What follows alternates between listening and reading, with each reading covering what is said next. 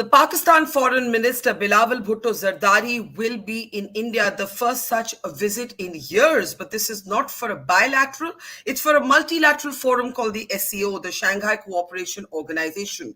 Expectations are low on either side, but with India and Pakistan, there's always last-minute drama and not always in the best ways. I'm Barkha Dutt, you're with the Mojo story. There has been a lot of debate generated by the physical visit, and I underline this word because the Pakistan Defense Minister has been taking part in the same summit virtually, the imminent visit of Bilawal Bhutto to Goa on the 4th and 5th of May. This multilateral forum, of which India is the host, has normally not generated this kind of media attention and political attention. But Mr. Bhutto is arriving at a time of great political confusion in his own country to India at a time when the bilateral relation between both countries remains in a sort of frozen cold storage. Now, Mr. Bhutto and India's Foreign Minister Jaishankar have exchanged sharp words at the United Nations. Bilawal Bhutto has personally targeted the Prime Minister in words that the political opposition in India have condemned as well. At this time, there have even been diplomats in India who have suggested that India pull out of the SCO, that it's not a forum that suits India's interests, but of course, India has proceeded and this summit is going to take place. What is interesting is at last count, we were told that at least 13 Pakistani journalists have been given visas, cleared for visas by the Indian authorities, and will also be arriving from Pakistan to report on this summit. Many anticipate that Mr. Bhutto will seek to make some sort of public statement that is not strictly connected to the multilateral forum.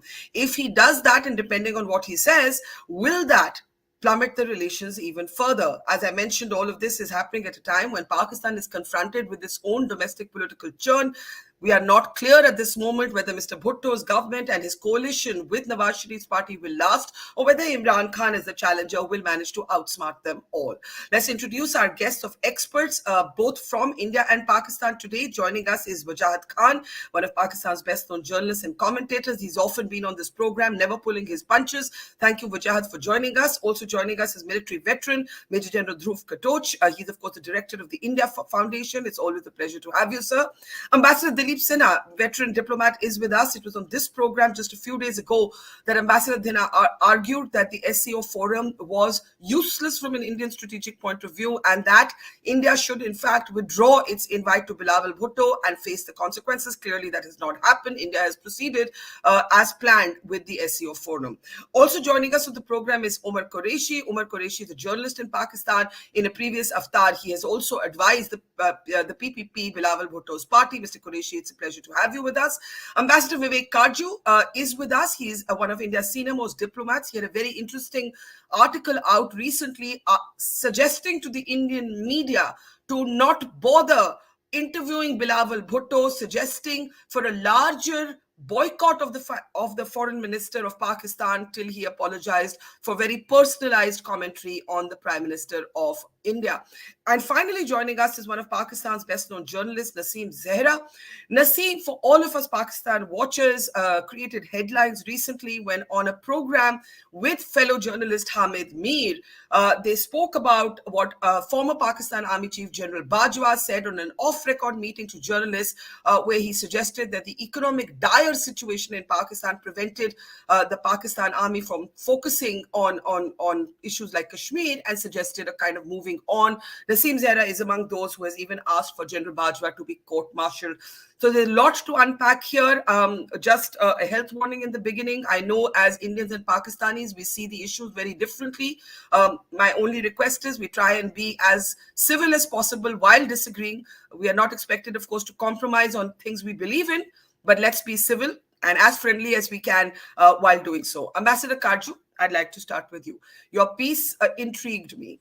The fact is, Mr. Bhutto will be coming to this SCO forum for one of two reasons. Either it's just like any other multilateral forum. These forums take place every year. They've never generated this kind of attention. Or he's coming here to send a message to somebody back home, the larger electorate, the Pakistani military. Which one do you think it is? And if it's the latter, he will seek to make a public statement. That usually never goes well for India and Pakistan. You have called for a wider boycott. Go ahead, sir. Well, let me first clarify why I've asked for a wider boycott of the Pakistan foreign minister by the Indian media and the Indian political class. Uh, India holds the presidency of the SCO, and therefore it was incumbent upon India to invite Mr. Bhutto. I think that is the done thing, and on that there can be no quarrel. I, in my own experience of 75 years and of reading of 75 years of India-Pakistan relations, I have never come across the vicious and vile comments the like of which Mr. Bhutto made against the elected Prime Minister of India.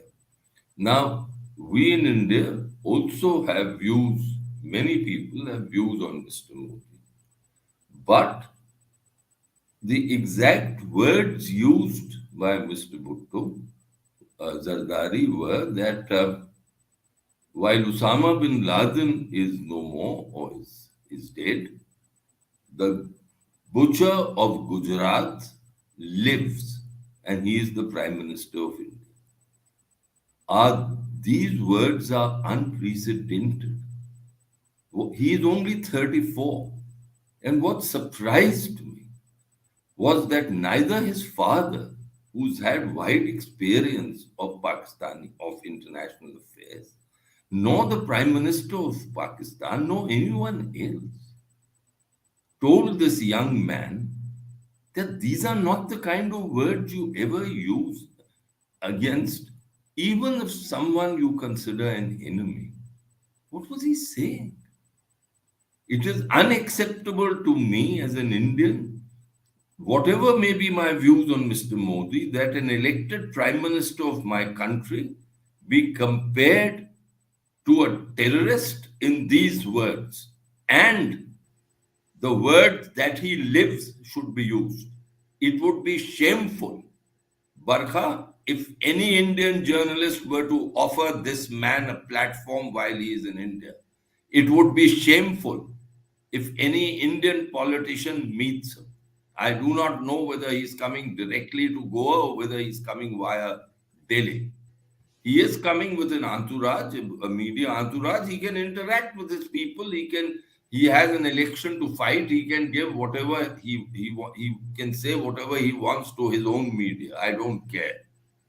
But I do not. I expect that the Indian media will take cognizance of this vicious person's vicious words against my prime minister. Whatever may be my views on my prime minister, that is not acceptable. It has never been used. These words, even in 71, in 65, during Kargil, were such words ever used by someone holding a ministerial office in either country against the head of the executive of the other country? I mean, it's amazing. And no one in Pakistan ever said that, look, courtesy demands you don't say such things, whatever you may feel about the Indian Prime Minister. This is the reason why I'm saying this. My normal instinct, as would Dilip's be, both of us have been diplomats, is to engage. But you Yeah. draw a red line when someone says this about your Prime Minister. Have we said anything about Mr. Bhutto? Mr. Zulfikar Ali Bhutto? Have we ever said anything about him? So you In are these saying languages that you, he lives. No, the important words here were that he lives. What is this? That he lives. Do we realize the import of these words? Do my Pakistani friends realize the import of these words? And that is why I'm so angry. yeah. I'm never normally angry, but today I am. And I want to Here, underline what you're saying. 34-year-old youngster who hasn't been trained in manners. I'm shocked. He comes from a political family and he doesn't know common decency. Is this the way to address the prime minister of a neighboring country? Whatever may be your views, exchanges are sharp, but they are general. You talk of terror. The Indian Jaishankar never targeted any specific individual. But here is this young boy. Obviously, he has been badly trained, and I regret to say, by his father, by the Pakistani political class, and his late mother. He should have been trained in manners. He has not been so trained. And Ambassador Katju, you are saying that any Indian journalist looking to interview Bilawal Bhutto, which typically would be a professional intervention, at this moment would not be seen as such. It would be shameful for any Indian journalist to give such a man a platform, who says the exact words that the Indian Prime Minister lives.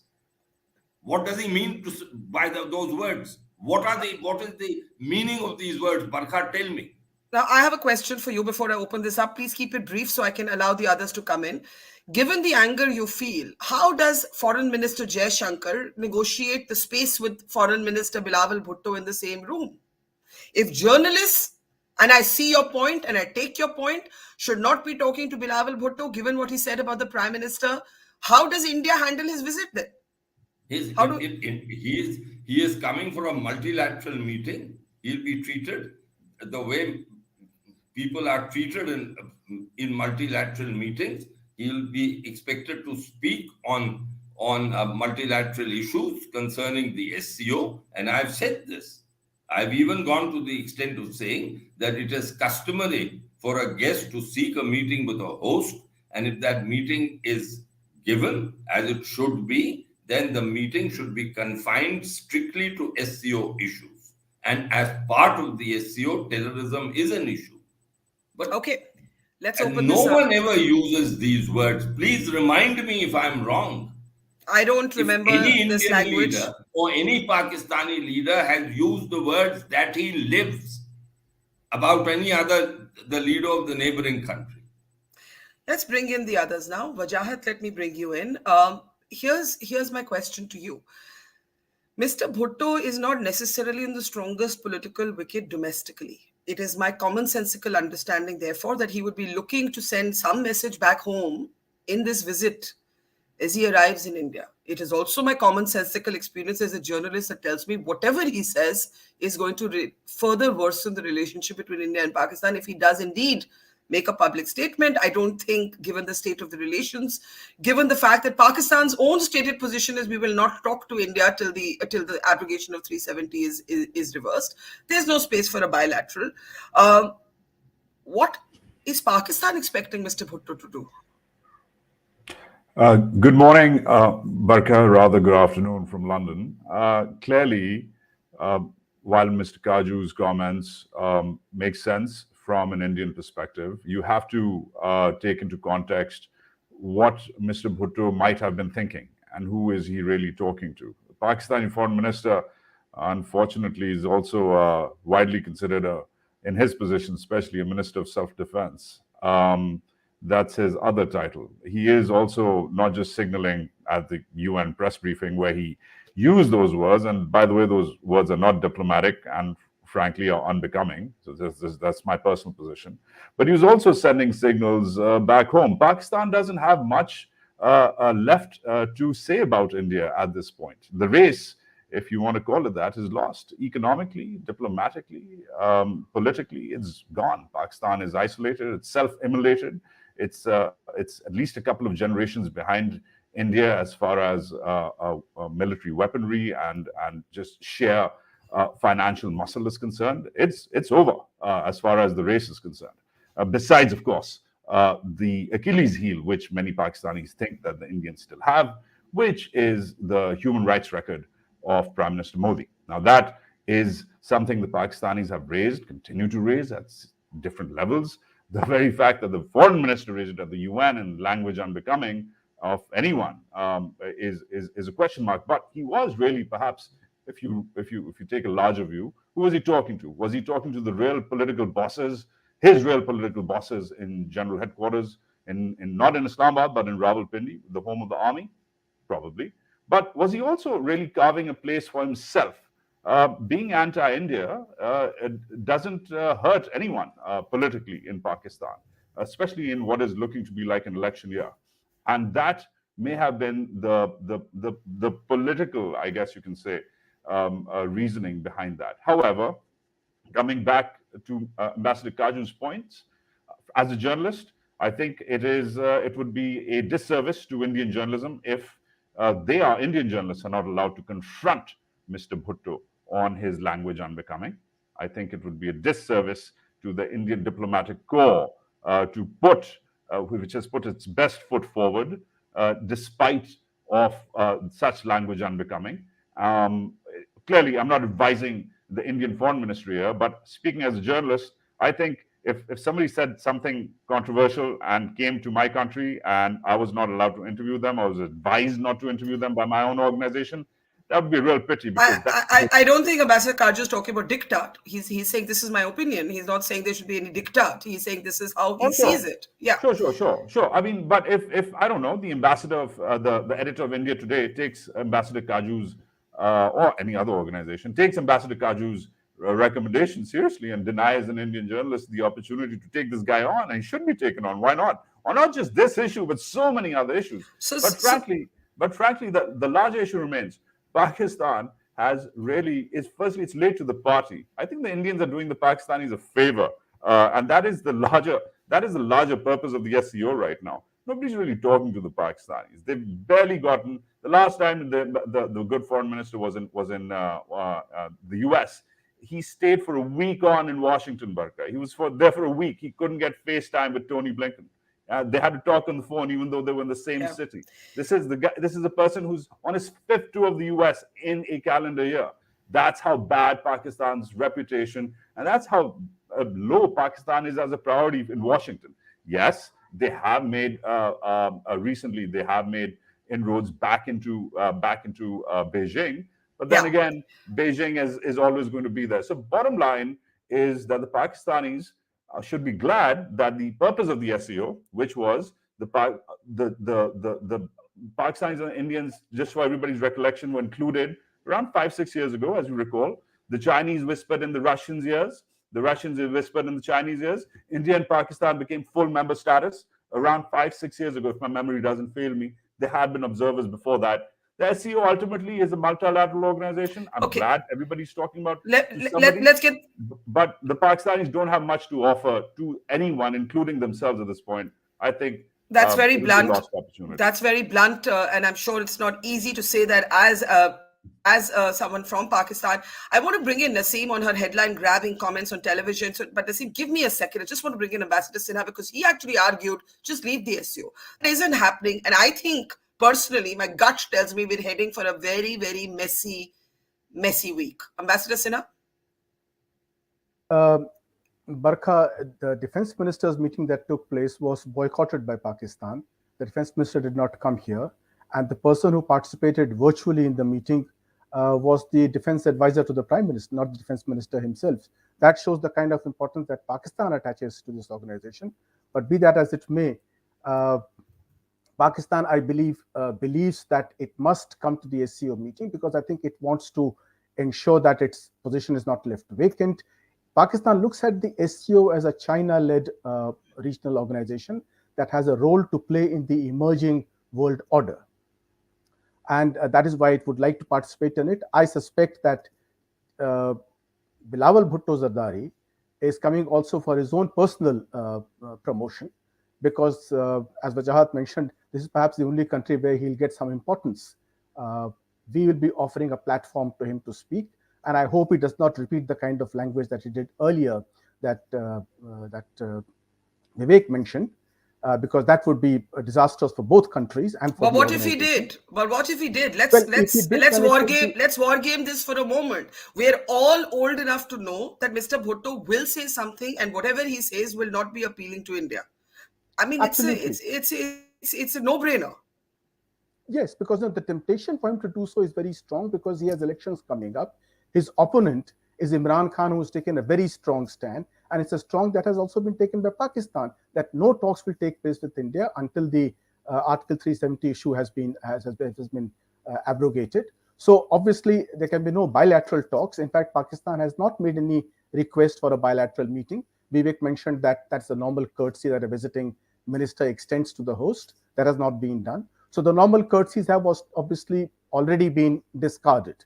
So what Bilawal Bhutto will look for would be to use the platform to promote himself and to see if he can make the headlines, if not in Pakistan, at least in India. And that the temptation to attack India for its various policies, and there's no dearth of the kind of things that he can say to make himself prominent in Pakistan and show that how he has come to India, and on Indian soil he has made statements to embarrass India. Now, Pakistan believes that India-Pakistan relations have deteriorated only in the last 10 years, but I recall the last 75 years, India-Pakistan relations have also been tense. So it is not as if it's only under the present government that relations have become bad, or they have become bad only after the abrogation of Article 370. Earlier also we have had very sharp differences. So, but this is the line that he will take, and the risk of his making a statement like this is extremely strong, and that will lead our relations down further. As it is, they are bad. Just 2 days ago, our foreign minister named Pakistan on foreign soil as a promoter of terrorism.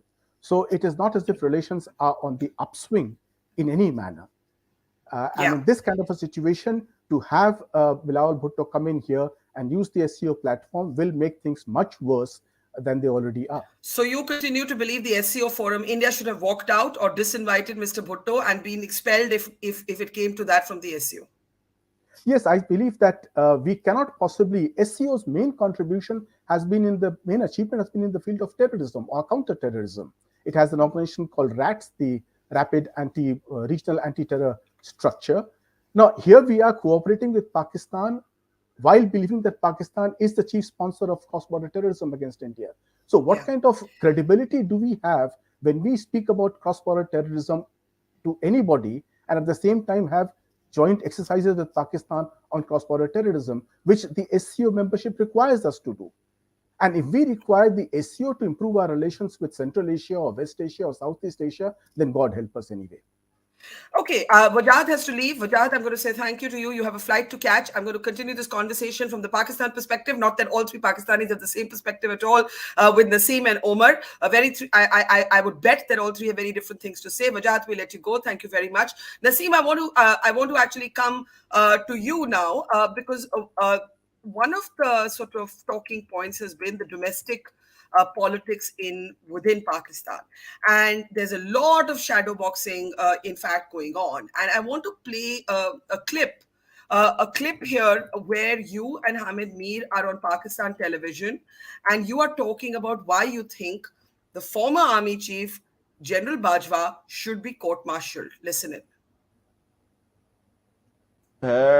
उसमें बाजवा साहब आ गए अपना पूरा law लश्कर लेके, उनको lecture दिया कि ये वही लेक्चर था जो उन्होंने एक दफा आपके और मेरे सामने भी दिया था. याद है ना क्या लेक्चर था?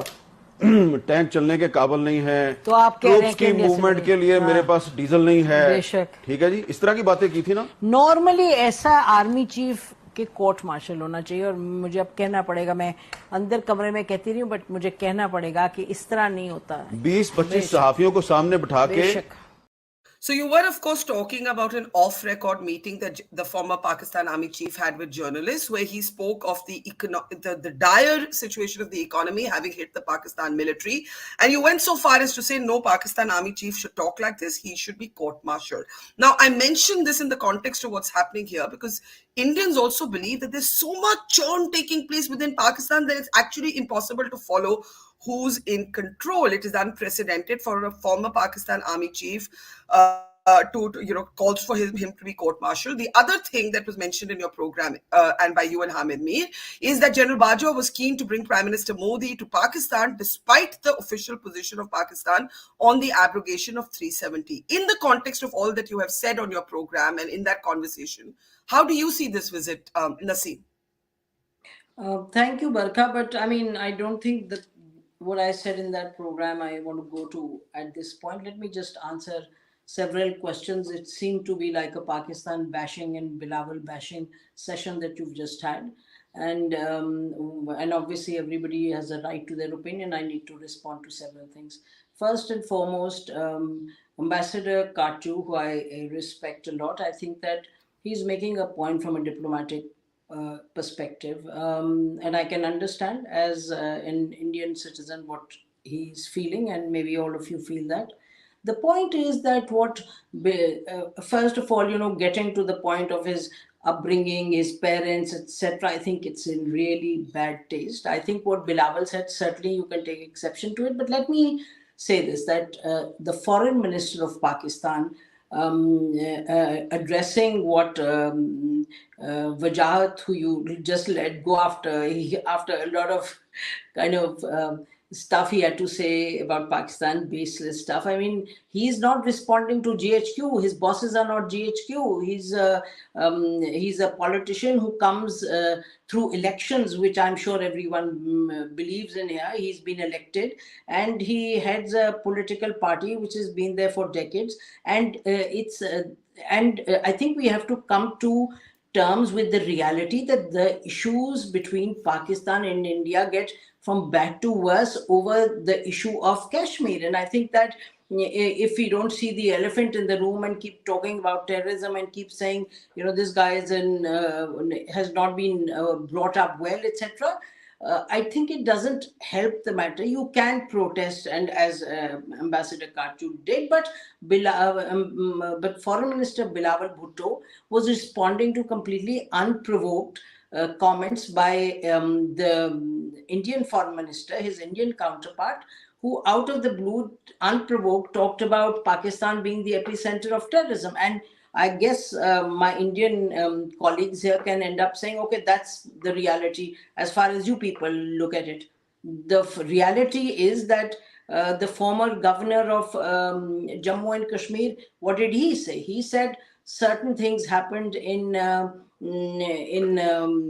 Pulwama, and the Indian government is responsible for it. Actually, can I interrupt just there?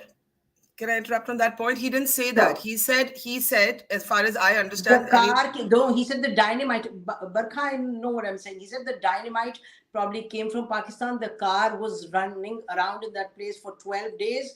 It was our intelligence failure. We didn't give the planes. The routes weren't sanitized. So he said a lot of things. My point is, Barkha, that this is the issue that will keep messing up this relationship. I wish that we would move forward. Allow me only a brief interjection, and I'll let you respond after that. On what Satyapal Malik said on Pulwama, there are military veterans here, and there are those who will comment on contextualizing those remarks. But I want to very strongly say that he did not absolve Pakistan. Even he did not absolve Pakistan of its. No, he didn't. I said that to Barkha. And secondly, one more sentence, and please respond after that. The former Information Minister of Pakistan, Fuad Chaudhry, was on record in the assembly describing what happened in Pulwama as an example of a success of Imran Khan's government. I have the clip here. I can play it for you. Can we actually just play it for a second, and Naseem, you can respond after that. Go ahead. Yeah. ज्यादा अफसोस और दुख की बात होती है जब ये बातें होती हैं और ये लोग मुंह दूसरी तरफ कर देते हैं.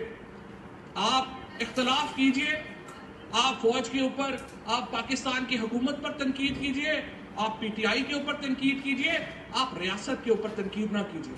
अयाज सादक साहब ने कल यहां पर बात की, कह रहे थे, पहली बात तो ये है, मुझे तो समझ नहीं आती, अगर आप एक रियासत की एक एक्टिविटी में आपको इज्जत दी गई, आपको शामिल किया गया, आप असेंबली के फ्लोर के ऊपर आप बातें कर रहे हैं और फिर झूठ इतने एतमाद से बोल रहे हैं कि झूठा शख्स भी क्या बात करेगा. जिस एतमाद से उन्होंने आके ये बातें की यहाँ पर कि स्पीकर जनाब शाह महमूद कुरैशी साहब की टांगें कांप रही थी, कह रहे थे हिंदुस्तान हमला कर रहा है. हमने हिंदुस्तान को घुस के मारा है जनाब स्पीकर वहां पे. और पुलवामा में जो कामयाबी है, पुलवामा में जो हमारी कामयाबी है, वो इमरान खान की क़यादत में इस कौम की कामयाबी है. उसके हिस्सेदार आप भी सब हैं, उसके हिस्सेदार हम भी सब हैं. और जिस तरीके से आप आके ये बातें करें और आप कहें ये वो फख्र है जो कि हमारी पुलवामा के वाक़े के बाद जिस तरीके से हमने घुस के मारा हिंदुस्तान को, जिस तरीके से हमने घुस के मारा. I just wanted to put that on record and in context. Go ahead, Naseem. Well, I don't know what he said because we can't hear when you play it. Oh, I'm sorry you couldn't hear it, but even he said... the last clip I couldn't hear. Can't hear what is being said. We'll send you the... Okay, our viewers could hear it. I don't know, maybe that's a tech thing, but he's basically saying कि पुलवामा में जिस तरह से हमने घुस कर मारा, वो हमारी कामयाबी का illustration है. हमने घुस के मारा. He says it about 3 times. Okay. So anyway, let me come back to the point. I think, and so that's one big issue. Barkha, that issue is going to continue. As far as India doing a favor to Pakistan by inviting the foreign minister, you know very well that it completely defies facts and logic and everything. India is bound to invite all the members, and hence India invited Pakistan. Pakistan is committed to the SCO. It sees SCO as an emerging global organization, and Pakistan is very clear that it will remain active in that organization, whether it's held in India, or its meetings, or whether they're held in Central Asia. And hence, I think the foreign minister is arriving there. And you will see a lot of bilateral meetings that will take place between the Chinese, Russians, etc., and the SCO forum itself. I have no doubt in the discussion that just went on about how, what will the foreign minister say? Of course, the foreign minister will raise issues within the context of international law, within the context of regional cooperation. I believe so, at least he should. And he will raise the issues of human rights, of what prevents regional cooperation. What are the issues? Like your minister raised the issues in the, at the defense forum. So I think that if we go beyond Bilawal and Pakistan bashing and focus on what the forum is about, we'll know that. And the last thing is, yes, I think I agree with everybody here that we will not, and you're absolutely spot on, Barkha. I don't think that anything is expected on the bilateral front at all. No progress is expected. No engagement is expected. Let's see. I think, Ambassador Katju is talking about media staying away, but I think that's where my sense is that some statements will come out, but it's not going to be anything taking us any closer to engagement between India and Pakistan. Okay, let me get General Katoch and Omar, who've been waiting very patiently. General Katoch, to you. I think, we saw some of the threads of what might happen in this very program. The Pakistanis will come from a certain set of positions. The Indians will come from a certain set of positions. India will say terrorism. Pakistan will say Kashmir. Pakistan will choose to use Satyapal Malik as their calling card. India will place Fuad Chaudhry's statement. What we saw happen in a very micro way is actually how it's going to play out, not in a bilateral, but in public, because there is no bilateral. It's very important to remember कि ये सब दरवाजे के पीछे फिर भी बातें हो सकती है, but there is no bilateral taking place, which means we are headed for a very, very messy public sort of tutu meme is my sense. General Katoch, your thoughts? Thank you, Barkha. Barkha, in my view, what as far as the SCO summit per se is concerned, it is going to be a very low-key affair.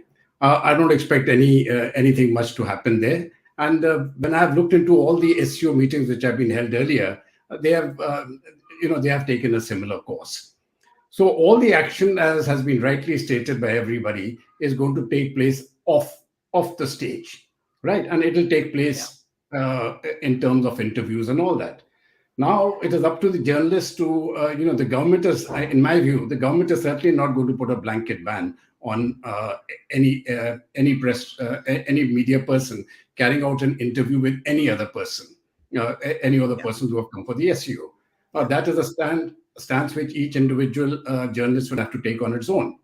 But having said that, I think there are a few important issues, in my view, which need to be understood. I think one, Ms. Zahra has made a point that the key issue between India and Pakistan is Kashmir. I have never thought of it that way. I think Kashmir is just a symptom. The key issue remains ideological. And unless we resolve those ideological issues, where, Pakistan is still seeking, in my view, an identity, and their identity is opposed to the identity of India. So those ideological issues, I've written a 4,000-word paper, and I don't want to get into that on this. But unless those issues are evolved, Kashmir will be a symptom. And it was Mr. General Musharraf in Britain, when he was on an interview, when he was asked, if Kashmir is resolved, do you think your relations with India will improve? And he says no.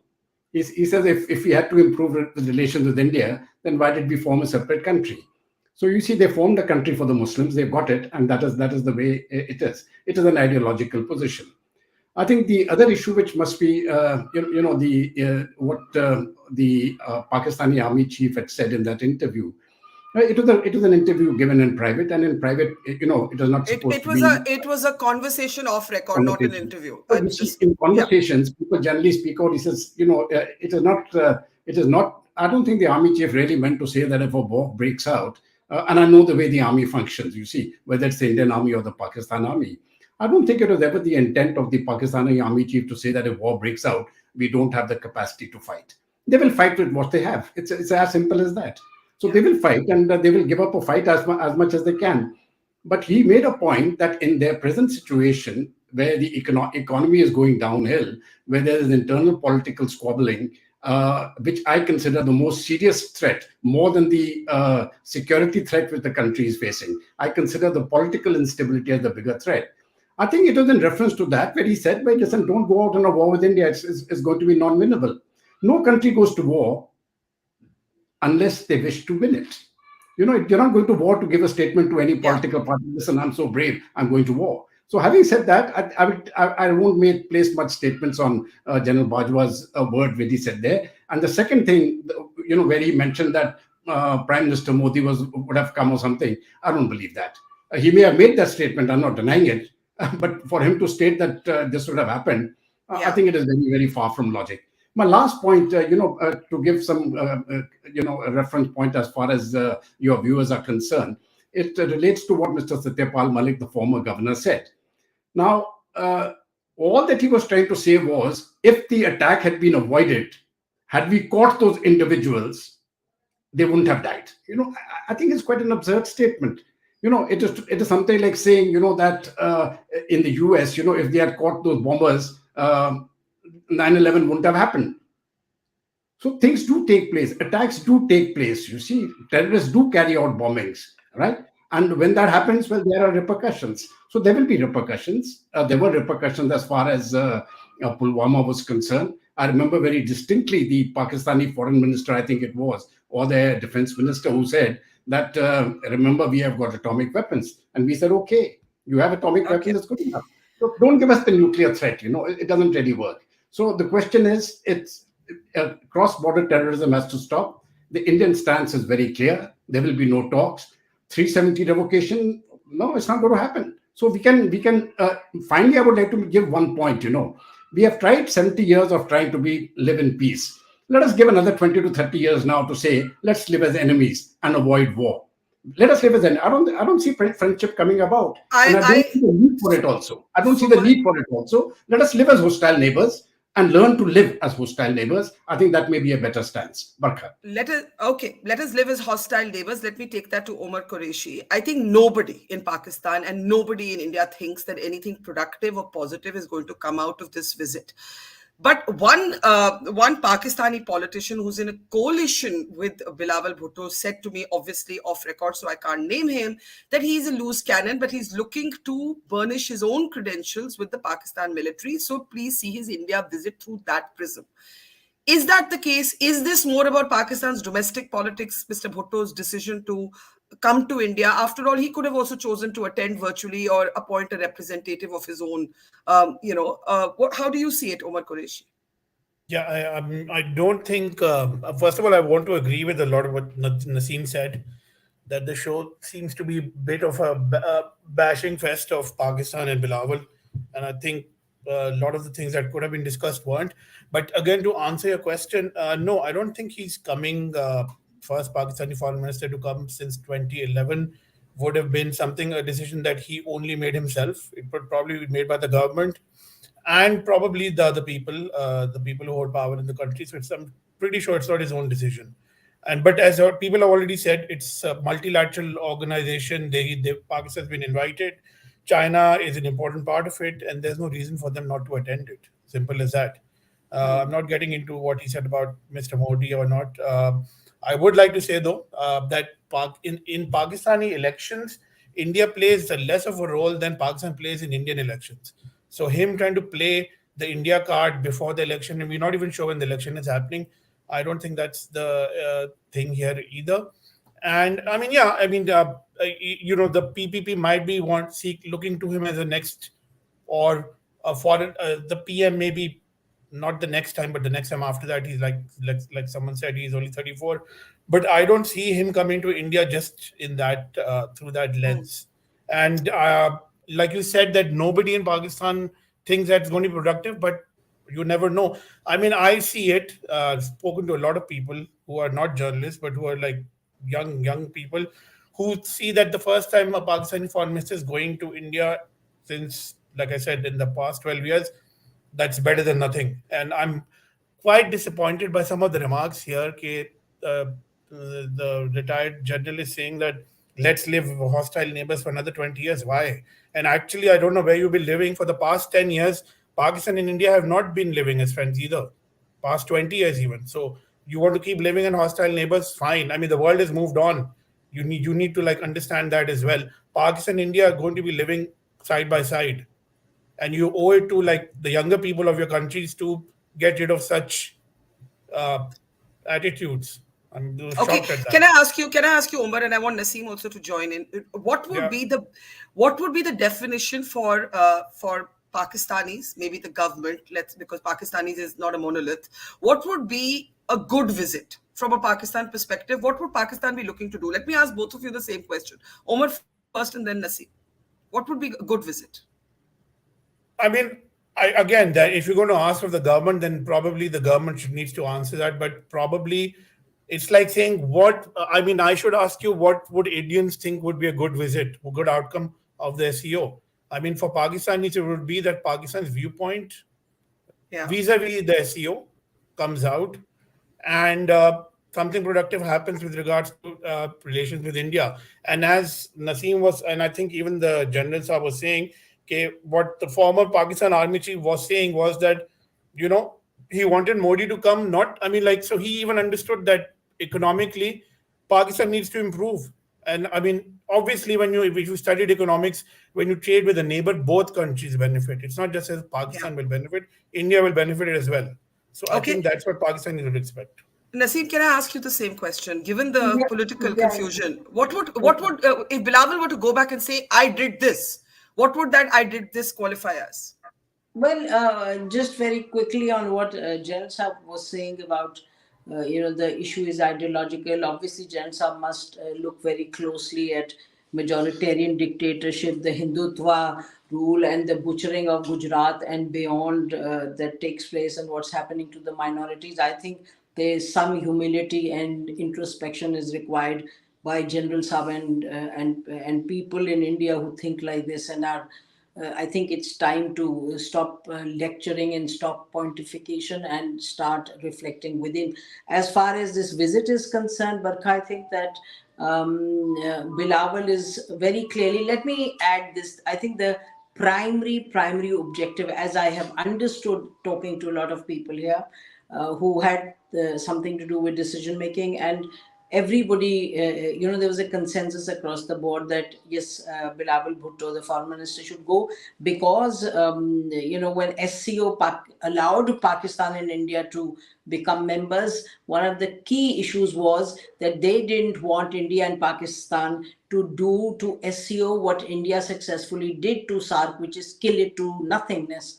Since 2016, India has pulled in the bilateral issue, and you know that because Pakistan was hosting, India refused and forced other countries in the neighborhood to refuse, and so SARC is effectively dead. So SCO was, the key members were wary initially of bringing in these two countries, that lest they bring their problems and overshadow SCO. And I think that is one of the key considerations when Pakistan, comes to India and travels to India, and the idea is to participate fully and wholly. And I think that as Bilawal Bhutto gets the forum, as the foreign minister gets the gets the floor to express his views, I think that he ought to talk about issues that prevent regional cooperation, and must raise the issues of violating international law and UN Security Council resolutions, as India has done. And I think that that's it. Nothing more, nothing less. So, Naseem, I mean, we could endlessly argue about majoritarianism, democracy, authoritarianism, and if we, as journalists, as Indian citizens and Pakistani citizens, cannot, it's upsetting to hear these words, and we tend to, of course, close ranks, because I would, of course, turn around and tell you that what you call authoritarian is an elected prime minister and it is the will of the people, and you would say something else, and we would go round and round, and I would talk about the Pakistan military. But it gives you a sense of what's actually going to play out. It gives me a very clear sense that if Mr. Bhutto is going to comment on India's domestic elections, on anything, I don't think he will. Sorry, Barkha, I don't know how I conveyed this. I didn't talk about him talking about India's elections at all. I was responding to General Saab saying that between India and Pakistan, there's no, not at all. Okay, got it. But then, of course, he could do it outside of the forum if he does choose to have a press conference or give interviews. We have to see what happens. I'm out of time. We have to see what happens. Quick last words. General Katoch, quickly. Then Ambassador Sinha and Ambassador Katju has the last word. We've got to close. General Katoch, please, sir. Right. You see, I'm not stating that we have lived in peace for many, many years. I'm simply stating we have tried to live in peace. We have tried to make that the base position. It hasn't worked. Change the base position now. Change the base position to say, listen, you have your ideology, live with it, right? We have our own system. We are a secular democracy. We live with it, right? But we will live antagonistic to each other and then see within that antagonism how we can get to situations where we don't go to war, period, right? I have to give a comment on Gujarat. I think the Pakistani journalists very conveniently forget the start point where a train of 60 Hindus were burnt alive by Muslims. And that led to riots. The number of people killed in those riots, I'm not trying to defend any of that, but the number of Muslims killed in Bangladesh by the same Pakistani people whom you're trying to defend was in the millions, and the number of women raped were also in the millions, and it was done as a matter of state policy.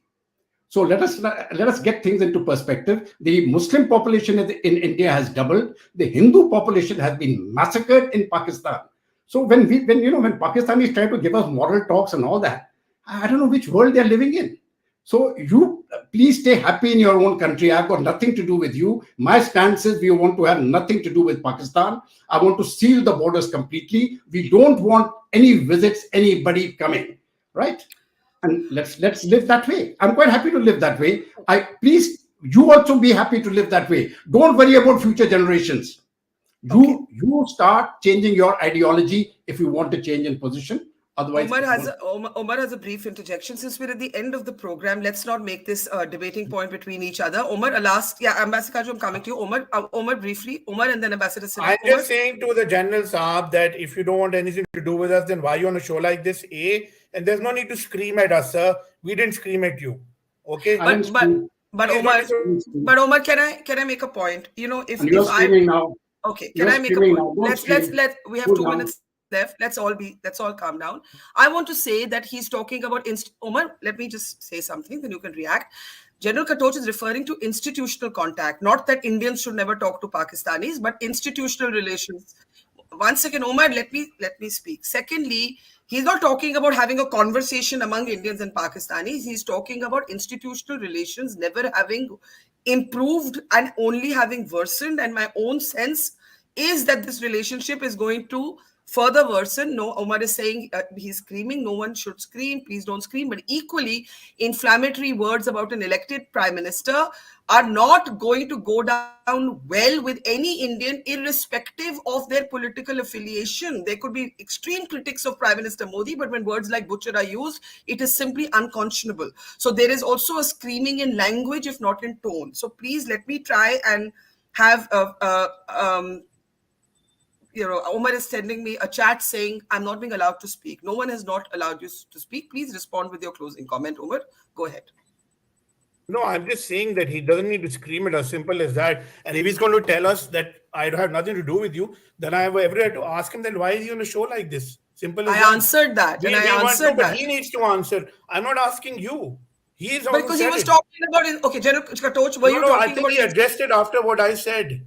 Okay, I mean, I'll be very frank. I used to come on Indian TV shows for a long time. I stopped coming because what we found in Pakistan, and I think a lot of journalists in Pakistan will agree with me, when we come on Indian shows, we're not allowed to speak and we scream that. That's not really journalism. I don't think anyone has not you, here. but you're an exception probably. That's why I agreed to come on it. But I think I made a mistake. And having to say that we don't nothing to do with you, then I don't understand what the point of the show is. Okay, I think General Katoch, he needs to answer, not you. I am going. Okay, firstly, the way you feel about coming on Indian shows, I don't go on a single Pakistan show. I'm just saying that I got offended by screaming. One needs to be civil. Yes. Okay. All right. Yes. But Omar, if you all keep using words like butcher in your language, which is a word that was just used, our Indians are also going to be angry, right? I didn't use butcher. Not you. Yeah, so then why are you telling me I didn't use butcher? I was very civil. Barkha, may I come in at this stage if you permit? Yes, please, Ambassador Katju. And I will allow General Katoch to respond because Omar said the question was directed at him, but Ambassador Katju, please. Yes. Look, I, for one, fervently hope that a day will come when India and Pakistan will be able to live as normal neighbors, trading, having, things that neighbors do, including movement of people. I do believe in that.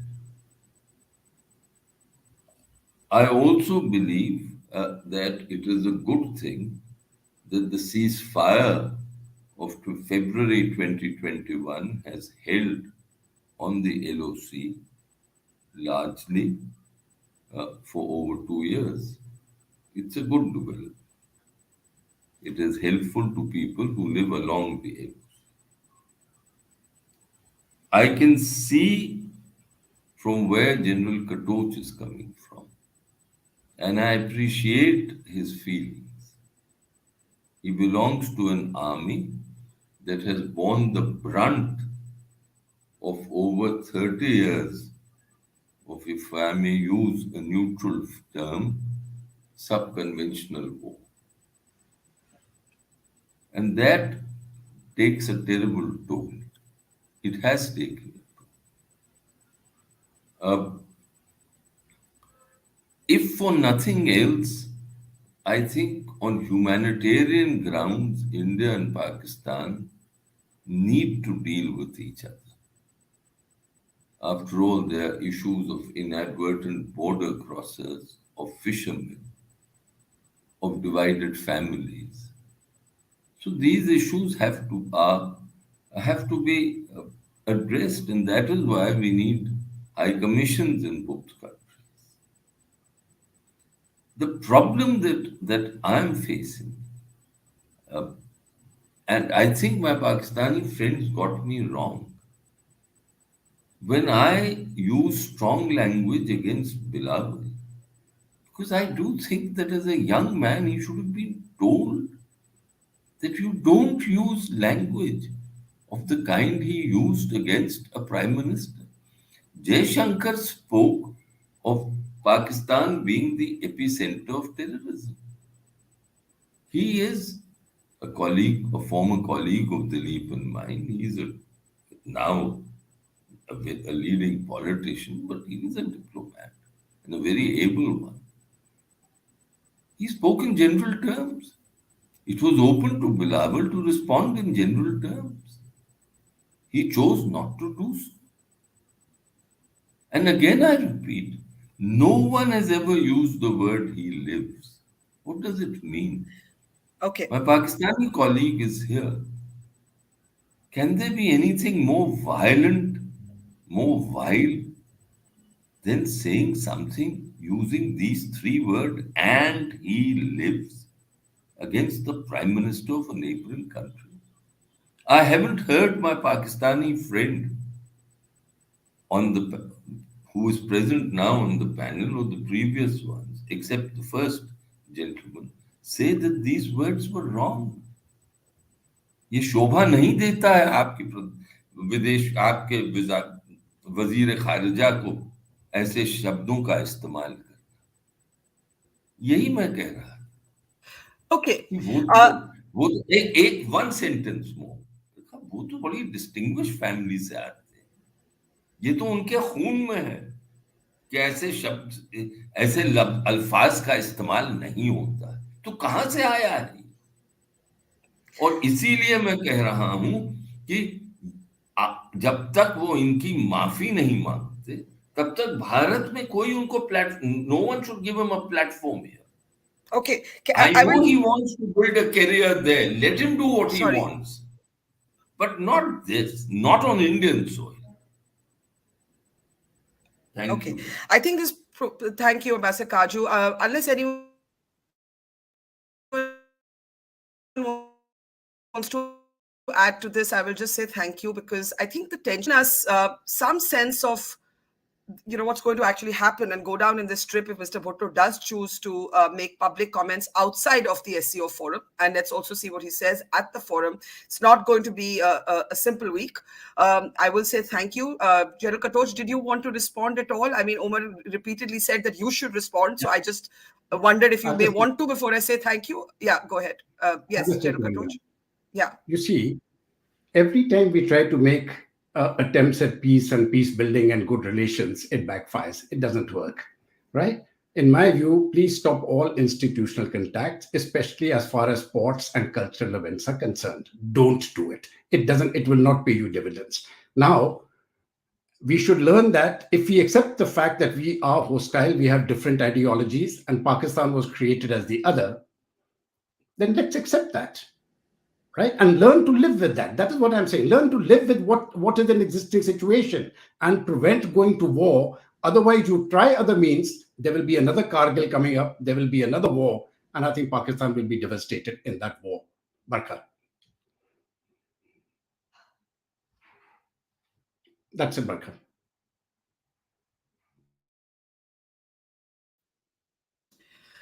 Okay, we will leave it there. Thank you very much to all of you. It's been a tense show to host, and if I feel this, can you imagine what government officials who have to walk this tightrope with Mr. Bhutto in a room, who have to manage reactions to what his public statements will invariably be.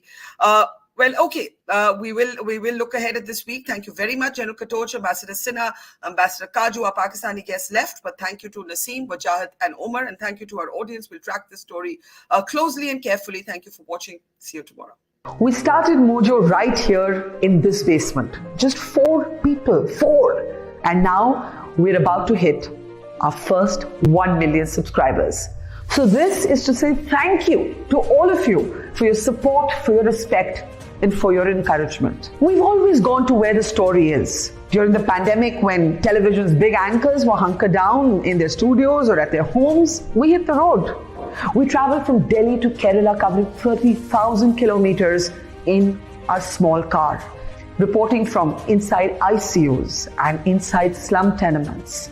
Whether it's flash floods or war zones, we've always put our boots on the ground. In fact, we're just back from Punjab, tailing the Khalistani fugitive Amritpal Singh. And through all of this, we have always put you, the people, first. In an age of partisan polarized media where most journalists are either chamcha ya morcha, we believe the story is sacred and the truth of the story is what matters. And now as we get ready for the next step, we need your help.